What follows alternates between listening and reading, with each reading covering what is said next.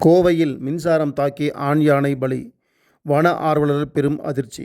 கோயம்புத்தூர் அருகே மின்சாரம் தாக்கி ஆண் யானை பலி. புதியதாக நிறுவப்பட்ட மின்கம்பத்தை யானை சாய்த்ததால் இந்த விபத்து.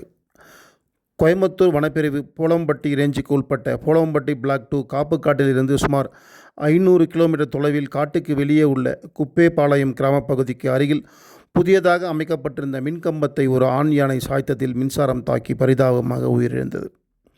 கோயம்புத்தூர் டிவிஷன் போலம்பட்டி ரேஞ்ச் போலம்பட்டி பிளாக் 2 காப்புக்காட்டை ஒட்டிய குப்பேபாளையம் கிராம பகுதிக்கு அருகில் உள்ள ஒரு பொது தடம்.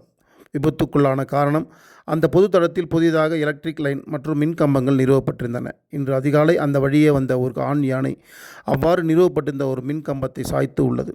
யானையின் நிலை, மின்கம்பம் கீழே விழுந்ததில் யானை அந்த மின் வயரில் பட்டு மின்சாரம் தாக்கி சம்பவ இடத்திலேயே உயிரிழந்துள்ளது. யானையின் வயது இறந்த ஆண் யானைக்கு சுமார் 25 வயது இருக்கும் என மதிப்பிடப்பட்டுள்ளது.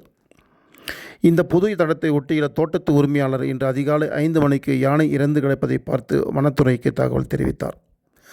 யானையின் உடலை மீட்டு பிரேத பரிசோதனை செய்வதற்கான தேவையான நடவடிக்கைகள் எடுக்கப்பட்டு வருகின்றன. இந்த விபத்து தொடர்பாக மேலும் விசாரணை நடைபெற்று வருகிறது. இந்த சம்பவம் காட்டுப் பகுதிகளை ஒட்டியுள்ள கிராமங்களில் மனித யானை மோதல் மற்றும் வனவிலங்கு உயிரிழப்புகள் தொடர்வதை காட்டுகிறது. புதியதாக நிறுவப்பட்டுள்ள மின் கட்டமைப்புகள் காட்டு உயிர்களுக்கு, குறிப்பாக யானைகளுக்கு பெரும் அச்சுறுத்தலாக மாறியுள்ளன. வனவிலங்குகள் நடமாடும் பகுதியில் மின் கட்டமைப்புகள் அமைக்கும் போது கூடுதல் பாதுகாப்பு மற்றும் முன்னெச்சரிக்கை நடவடிக்கைகள் அவசியம் என்பதை இந்த சம்பவம் மேலும் வலியுறுத்துகிறது.